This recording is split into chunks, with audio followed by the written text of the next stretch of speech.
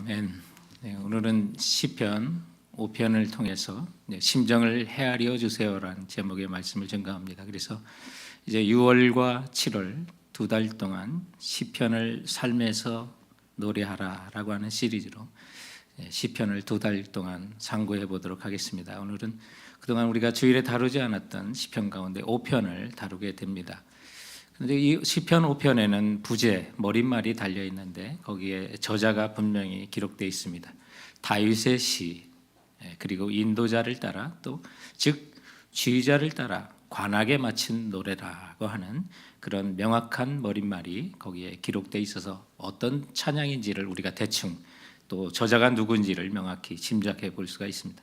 여기 관악에 맞춘 노래라고 했는데 그 관악이라는 말이 히브리어로 레일루트라고 하는 그 단어를 써서 마치 플루트라고 하는 그 언어와 좀 비슷하게 느껴지는 정확한 의미로는 구멍을 내다라고 하는 의미를 갖고 있습니다. 그래서 악기 중에 구멍이 있는 필이나 플루트 같은 그 악기에 맞추는 그런 노래라고 보면 되는데 시편 150편 가운데 이렇게 관악에 맞춘 노래는 오늘 저희들이 다루는 시편 5편 하나만 있습니다. 대부분은 현악에 맞춘 노래라고 여러분 생각하시면 되겠습니다. 그런데 이것이 다른 그 70인역 번역에는 이 머릿말이 기업을 얻을 자를 위해서라고 하는 부제를 또한 갖고 있습니다. 그렇기 때문에 마치 이것이 기업을 얻는다고 하는 축복을 받는 것과 같은 이런 인상을 주는 그런 시편이기도 합니다. 그러면 어떤 형편에서 이렇게 축복을 받는 것처럼 기업을 누리는 것처럼 느껴질까라고 생각하지만 사실은 이 시는 다윗의 슬픔을 노래한 비탄시가 되겠습니다. 정확한 이 시편 5편에 대한 배경은 정확하게 말하면 잘 모릅니다. 그러나 3편부터 이어지는 3편, 4편, 5편이 함께 연결된 비탄시라고 할 때 3편에는 그 부제를 명확하게 다윗이 그의 아들 압살롬을 피하여 지은 시다라고 되어 있기 때문에 비슷한 배경 속에서 지어졌을 것으로 이렇게 추정이 됩니다. 그렇다면 다윗이 압살롬을 피해서 도망치던 그 시절에 대한 사무엘하 15장 30절에 보면 다윗이 감람산 길로 올라갈 때 그의 머리를 그가 가리고 맨발로 울며 가고라고 되어 있습니다. 왕을 지내는 분이 맨발로 울며 그의 머리를 가리고 가야만 했던 그 슬픔을 한번 생각해 본다면 다윗의 그 당시 마음이 어땠을까? 정말 기가 막혔을 것 같은 이런 상황 속에 오늘 1절에는 여호와여 나의 말에 귀를 기울이사 나의 심정을 헤아려 주세요라고 그렇게 주님께 간구하고 있는 그 시로 오늘 본문이 시작되고 있습니다. 이런 시편의 내용을 볼 때 우리들이 인생을 살아가며 어떤 자세로 우리의 인생의 고난과 시련을 이겨야 하는지를 오늘 이 시편 5편은 우리에게 가르쳐주고 있는 것입니다. 그래서 이런 시련의 때에 고통의 처지에서도 마음을 쏟아 하나님을 바라보며 내 심령을 헤아려 주세요 라고 탄원했던 이 다윗의 시를 통해서 우리도 고난의 때 시련의 때 우리가 불러야 될 그 노래를 만나보길 원하는 것입니다. 자, 그렇다면 내 심정을 헤아려 주세요 이렇게 기도해야 될 고난의 때 우리가 불러야 될 노래가 있다면 첫 번째 하나님의 성품을 굳게 의지하고 그 노래를 부르시라 하는 것입니다. 여러분 고통스럽고 어려울 때 하나님의 성품을 묵상해 보세요. 그동안에 여러분과 함께 했던 우리 하나님은 어떠신 분이었는지 그분의 신실하심은 어떠했는지 그분의 여러분들의 위기 속에 과거에 어떻게 도우셨는지 그리고 앞으로는 어떻게 하실 분이신지를 한번 묵상해 보세요. 그리고 성경에 변함없는 진리인 이 성경에 우리 하나님의 성품이 어떤 분인지 여러분 하나님을 아는 일에 힘쓰셔야만 합니다. 그리고 그 하나님을 여러분의 삶의 경험으로 겪어 나가셔야만 하는 것입니다. 다윗은 이런 상황 속에 이런 위기 속에 하나님의 성품을 굳게 의지하며 노래하고 있다는 사실 여러분 오늘 본문을 통해서 전체를 통해서 우리에게 알려주고 있습니다. 오늘 그는 이런 고난의 시기에 정말 누구를 가장 많이 부릅니까? 사람에게 고통을 당하면 말끝마다 나에게 고통을 주는 사람의 이름이 노래처럼 나올 수가 있어요. 돈 때문에 고통을 당하면 여러분 수많은 사람들이 세상에 많은 사람들이 고통당하는 돈 노래하다가 돈다는 얘기도 있잖아요. 그것처럼 우리 그리스도인들은 그러나 그런 고통과 아픔의 시기가 온다면 하나님의 이름을 부르고 하나님의 성품을 의지하시고 찬양하시기 바랍니다. 오늘 말씀해 보니까 1절에도 여호와여 주님의 이름을 부릅니다. 2절에도 나의 왕 나의 하나님, 3절에도 여호와여, 8절에도 여호와여, 10절에도 하나님이여, 12절에도 여호와여. 여러분, 이 짧은 12절밖에 안 되는 짧은 시 가운데 무려 6차례나 하나님을 부르고 있습니다. 다윗은 힘을 다하여 하나님의 성품을 기억하고 노래하고 있는 것입니다. 거기에 보면 그에게 만나주셨던 하나님은 어떤 분이십니까? 귀를 기울이시는 하나님입니다. 그의 고통에 귀를 기울이시는 하나님, 하나님은 당신의 작은 자녀의 정말로 사랑하시기에 그 자녀의 작은 신음조차도, 그 작은 고통의 소리까지도 귀를 기울이시는 하나님이라는 사실을 다윗은 알고 있었기 때문에 오늘 1절에 여호와여 나의 말에 귀를 기울이사 내 심정을 헤아려 주소서.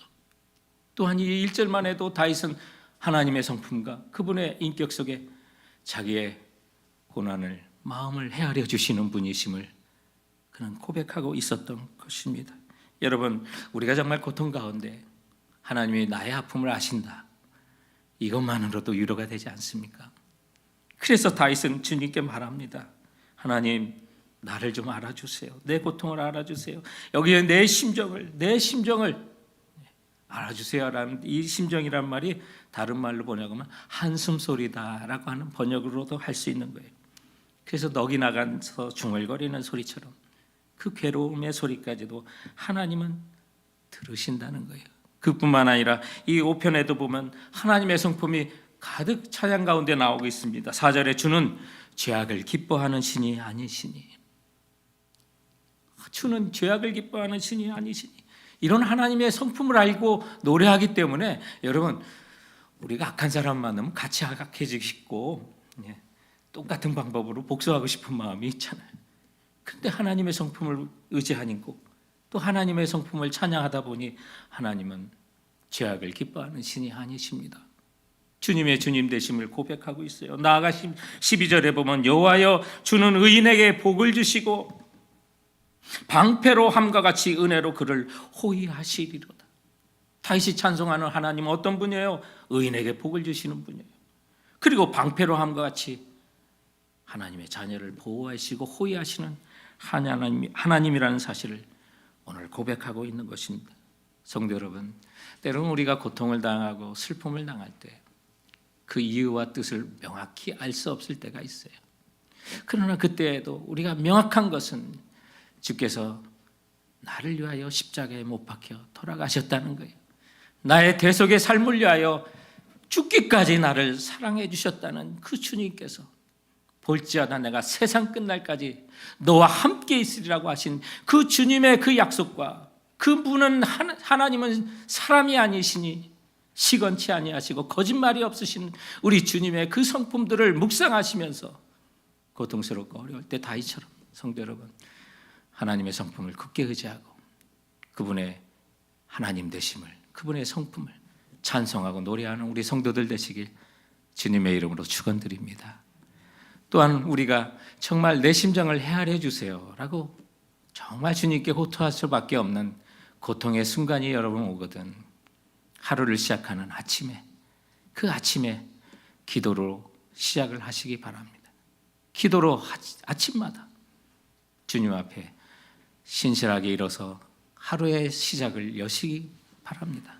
오늘 다윗의 모습을 보면 2절에 나의 왕 나의 하나님이여 나의 부르짖는 소리를 들으소서 내가 주께 기도하나이다 라고 그가 기도하고 있는데 그 기도가 언제 합니까? 여기 보니까 내 부르짖는 소리, 다른 번역에는 내 흐느껴 우는 소리라고 또한 번역이 되어 있습니다. 다윗은 그러므로 고난 중에 울면서 기도했어요. 그런데 그 울면서 기도하는 그 시간이 언제였습니까? 3절에 보니까 아침 첫 시간, 다윗은 새벽에 주님께 울며 기도했던 것을 보게 됩니다. 3절에 보면 여호와여 아침에 주께서 나의 소리를 들으시리니 아침에 내가 주께 기도하고 바라리이다. 종교개혁자적인 마틴 루터는 내가 매일 새벽에 2시간 기도로 보내지 않는다면 그날의 승리는 마귀에게로 돌아갈 것이다 라고 할 정도로 아침마다 그는 깨어 2시간 이상 기도하기에 힘썼던 것을 보게 됩니다. 오늘 다윗은 그가 기도하면서 내가 주께 기도하고 바라리이다 라고 하는 이 고백 속에 우리가 본받을 두 가지가 있는데, 첫째는 다윗의 기도하는 태도고, 또 하나가 있다면 다윗이 기도한 후에 취하는 행동입니다. 그렇다면 여기 먼저 다윗이 우리가 본받아야 될 그의 기도하는 태도, 내가 주께 기도하고 라고 하는 이 기도하고 라는 말이 히브리어로 테라크라고 하는 말을 쓰고 있는데, 이것은 전투에 나가 전투 대항을 펼친다 라고 하는 의미를 갖고 있는 말입니다. 마치 목숨을 각오하고 싸우는 그 병사의 모습을 표현하고 있는 그런 단어를 사용하고 있는 것입니다. 여러분, 기도를 하되 어려울 때는 정말 싸움에 임하는 군사처럼 절박한 심정을 가지고 기도할 수 있구나라고 하는 것을 보여주는 겁니다. 그렇게 기도한 후에 또한 우리가 본받아야 될 다윗의 기도 자세 두 번째가 있다면, 그는 기도한 후에 취하는 태도였던 것입니다. 내가 기도하고 바라리이다라는 것입니다. 기도하고 잊어버리는 게 아닙니다. 여기 바라리라고 하는 것 또한 군대 용어입니다. 차파라고 하는 그 단어는 보초가 서는 그 관망대에 올라가 정탐꾼으로서 이 전쟁이 이기는지 지는지를 관망하고 지켜본다는 그런 태도가 되는 것입니다. 여러분, 정말 기도도 간절히 할 뿐만 아니라 기도하고 난 뒤에 내 기도 제목에 하나님이 어떻게 승리를 가져다 주실지 전망대에 올라 목이 빠지도록 쳐다보며 승리를 기다리는 그런 다윗의 기도 후의 그 자세, 정말로 우리가 본받아야 될 그런 자세가 되는 것입니다.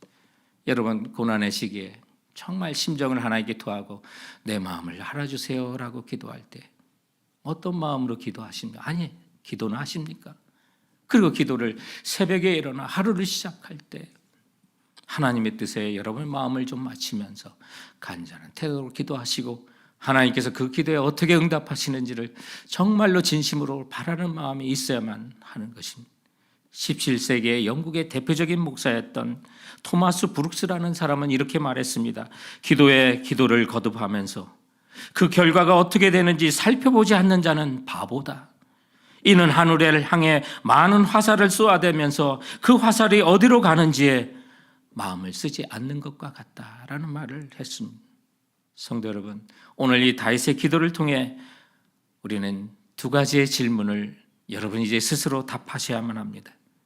고난의 시기에 과연 인간적으로만 해결하지 않고 하나님의 성품을 의지하면서 과연 기도하십니까? 그리고 또 하나는 기도한 후에 소망을 잃지 않고 그 응답을 기다리고 계시는지요?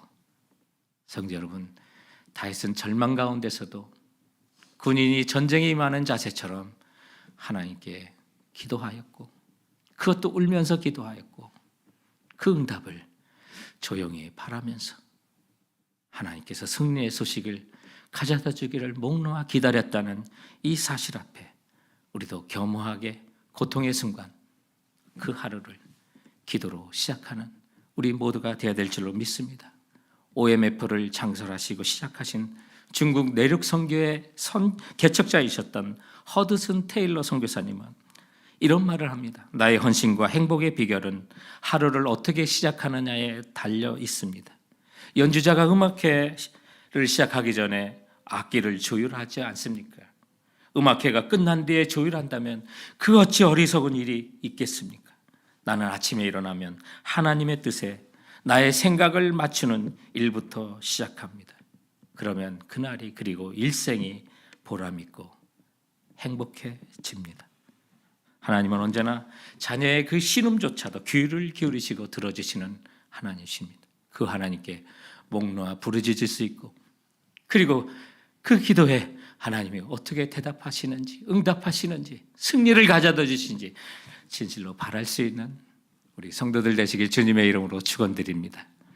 오늘 또한 본문을 통해서 하나님의 내 마음을 헤아려 주세요 기도할 수 있다면, 여러분, 세 번째로 의롭게 살려는 열망을 품으시고 그 의를 주님께 구하는 노래를 부르시기 바랍니다. 고통 가운데, 그리고 내 주위에 악한 사람들이 득실거리는데 여러분, 의롭게 살려는 열망을 과연 품을 수 있겠습니까?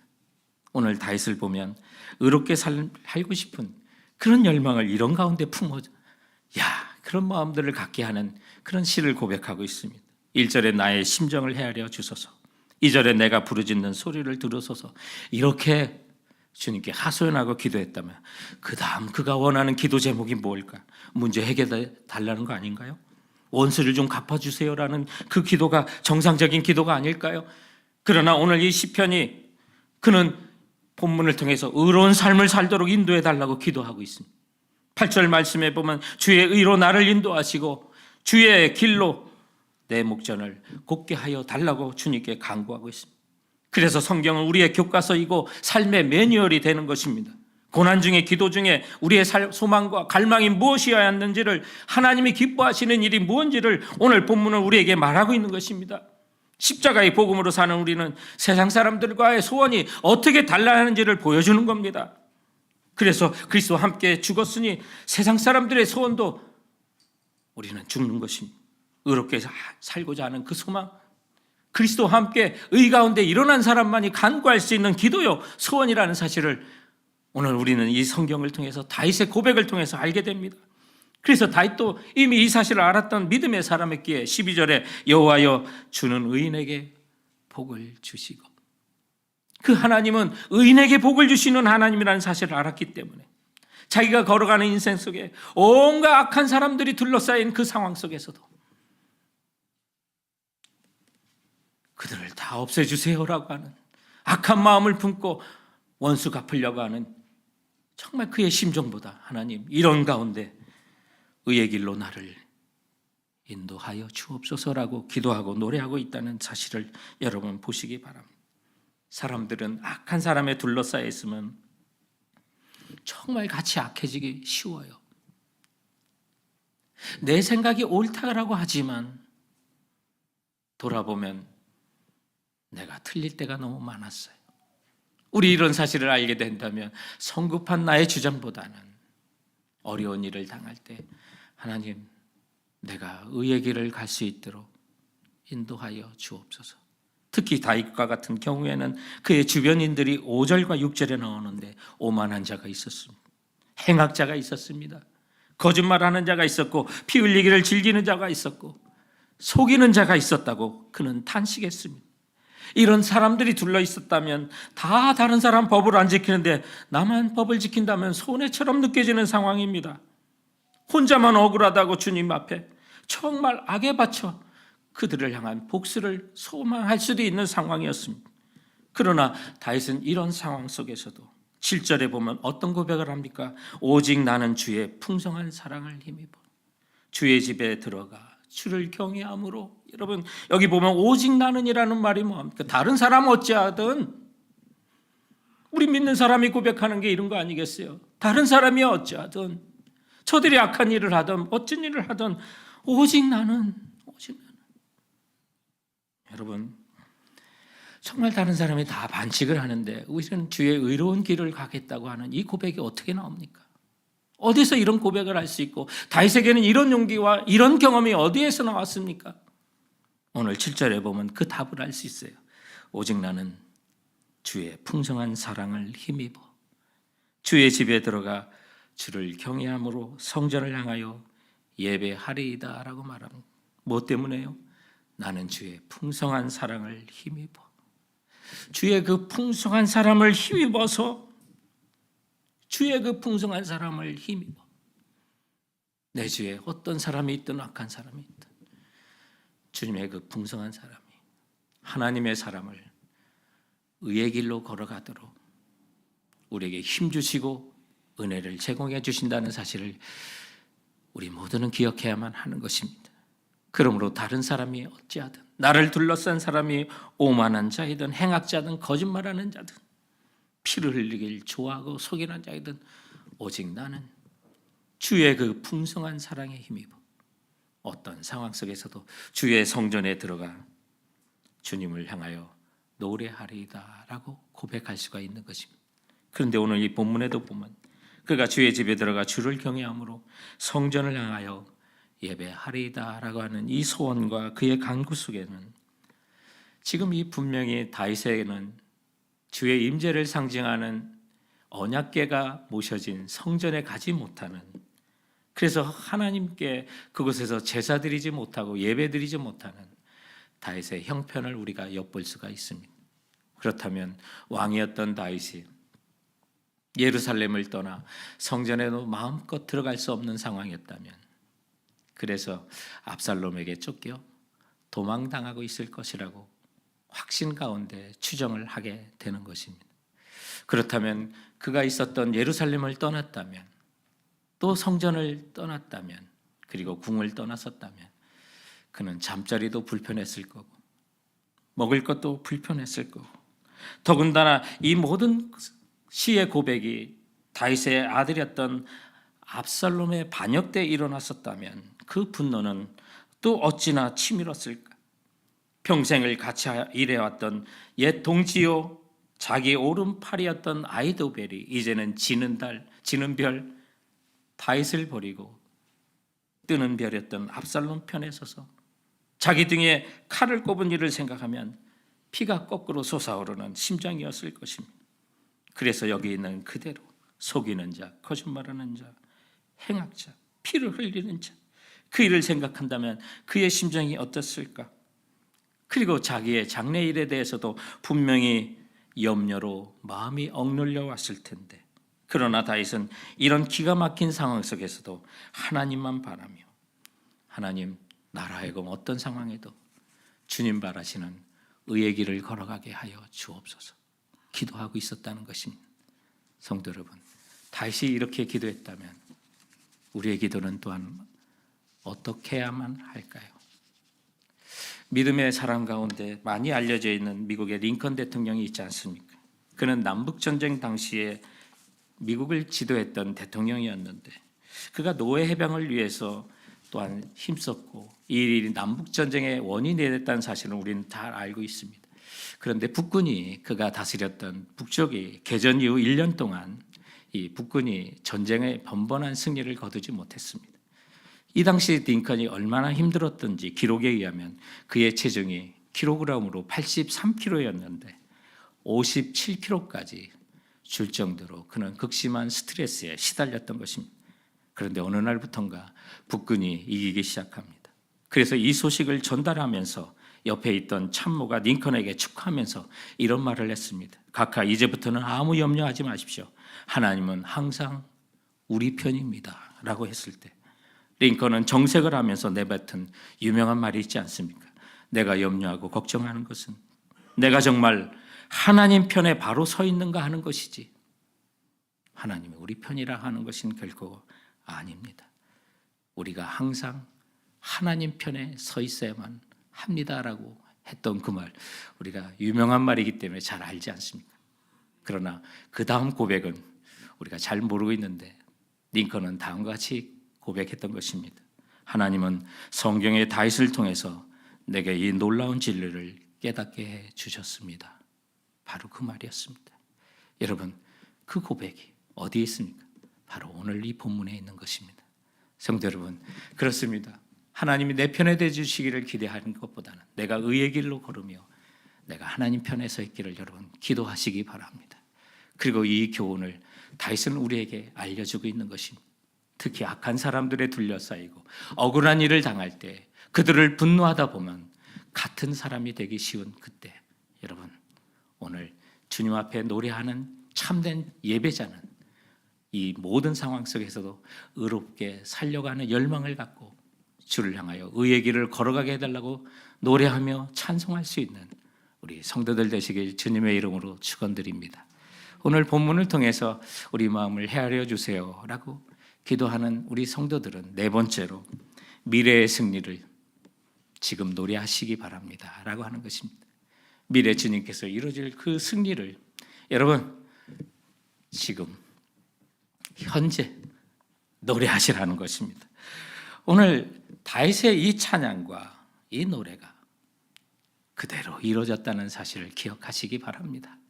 왜 성경에는 많은 저자 중에 다윗이 가장 많은 시를 썼을까? 하나님 그에게 주신 은사고 그가 또한 시인이었다는 사실도 우리는 큰 이유가 되지만, 그래도 많은 후세의 사람들이 다른 사람의 인생은 잘 모르는데 다윗은 워낙 유명하다 보니까 유대인들이나 또 모든 그리스도인들이 가장 존경하는 인물 가운데 하나가 다윗 아니겠습니까? 다윗의 인생을 너무 잘 알아요. 그래서 그의 노래가, 고통 가운데 있었던 노래가 어떻게 열매가 맺었고 기도응답이 됐는지 우리 훤히 알게 된다는 거예요. 말씀을 묵상해 보니까 왜 이렇게 다윗의 시가 많아? 라고 생각했는데, 너무나도 다윗의 인생을 잘 알다 보니까 다윗이 이처럼 절박한 심정 가운데 하나님께 기도했던 그 모든 기도가 어떻게 응답됐는지를 우린 너무나도 확실하게 알 수 있다는 거예요. 그래서 하나님의 말씀은 시대와 관계없이 진리 말씀으로 그대로 이루어지는 것처럼 다윗의 인생에서도 그대로 이루어졌던 것처럼 오늘 우리 인생에도 그대로 이루어질 줄 확신하도록 하기 위하여 성령님께서 이 모든 것을 성경으로 모아주셨구나라는 그런 감사의 생각이 드러나더라고요. 물론 다윗도 보면 10절에 정말 나쁜 사람도 혼내주세요라고 하나님께 다 일러 바쳤어요. 자기가 직접 해결하려고는 하지 않았어요. 그리고 11절과 12절에 그런 이런 상황 속에 미래의 승리를 확신하며 지금 노래를 했던 거예요. 주께 피하는 모든 사람은 다 기뻐하며 주의 보호로 말미암아 영원히 기뻐 외치고 주의 이름을 사랑하는 자는 주를 즐거워하리이다. 내가 이렇게 고통스럽지만 하나님의 편에 있고 의에 서고 주님께 피하는 사람은 결국은 우린 다 기뻐할 것이고 주님으로 말미암아 영원히 기뻐 외치고 주의 이름을 사랑하는 자들은 주님과 함께 즐거워할 것입니다. 여러분, 기쁨과 즐거움 성도들의 특권 아닙니까?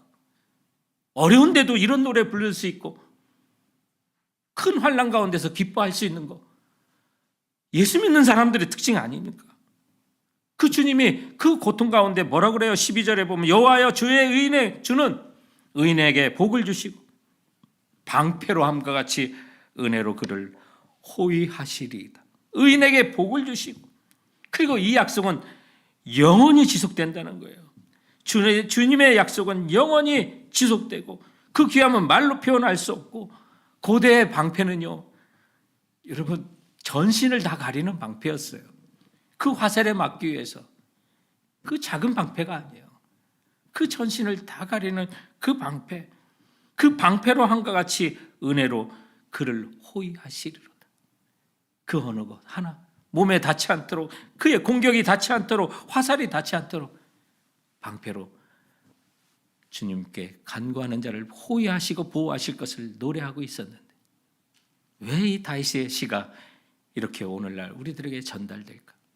그는 이렇게 기도할 때 그 배경을 우리가 잠깐 살펴봤었는데, 여러분 그렇다면 그 배경이 되는 것으로 추정하는 아들 압살롬의 반란은 어떻게 됐습니까? 우리 그 내용을 성경을 통해서 살펴볼 때 정말 다윗의 기도대로 노래 그대로 되었다는 사실 우리 인정하지 않을 수가 없습니다. 그의 계획대로 여러분 다윗에게 있어서 압살롬을 도왔던 최고의 전략가가 있었는데 그가 아이도벨이라고 하는 전략가입니다. 탁월한 계략을 가진 사람입니다. 그런데 아이도벨의 계획대로였다면, 전략대로였다면 다윗은 절대 제기하지 못하는 상황에 처하게 됩니다. 그런데 놀랍게도 압살롬은 이 아이도벨이 수립한 계획을 따르지 않고 후세라가 하는 사람이 제안한 그 전략을 따름으로 인해서 전쟁에서 패하게 되고, 그리고 마침내 아이도벨은 조용히 물러가 스스로 목숨을 끊게 되는 사태가 일어납니다. 그리고 압살롬의 마지막 최후도 우리가 잘 알지 않습니까?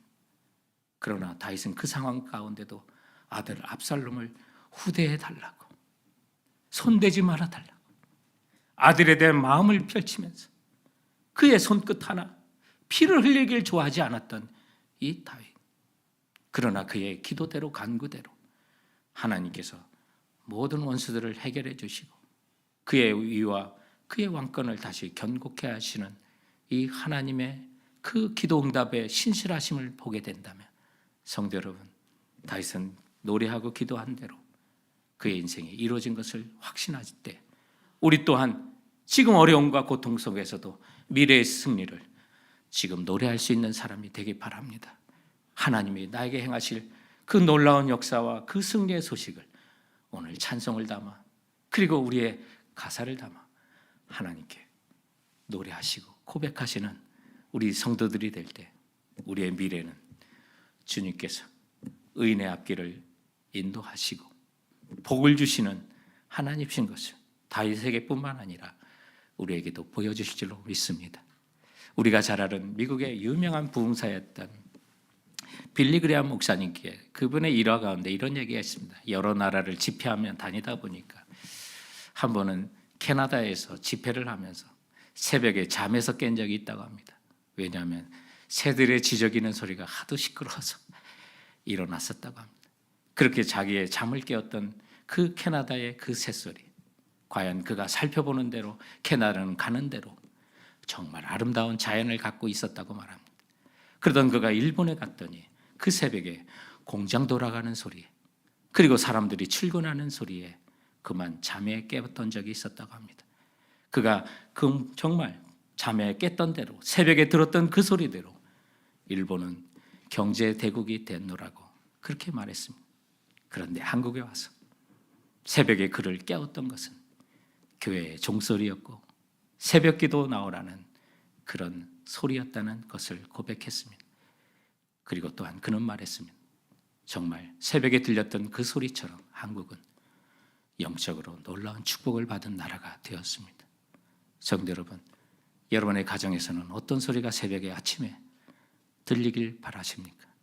오늘 이 빌리 그레이엄 목사님의 그 고백이 정말 옳다고 생각하다 보니까 어느덧 새벽을 깨우던 한국의 기도 소리는 공장이 돌아가고 출근하는 소리가 되면서 경제적으로는 잘 살았지만 영적으로 타락하고 있는 조국의 모습에 가슴이 쓰리는 그 마음을 느낄 수가 있었습니다. 새벽에 들리는 그 소리에 따라 미래를 알 수 있었다고 하는 이 빌리 그레이엄 목사님의 그 삶의 지혜를 오늘 우리가 기도하면서 고통과 슬픔 가운데 새벽에 일어나 주님께 기도하고 노래할 수 있는 우리 성도들 되시길 주님의 이름으로 축원드립니다. 기도하시겠습니다. 지금 여러분의 형편은 좀 어떠십니까?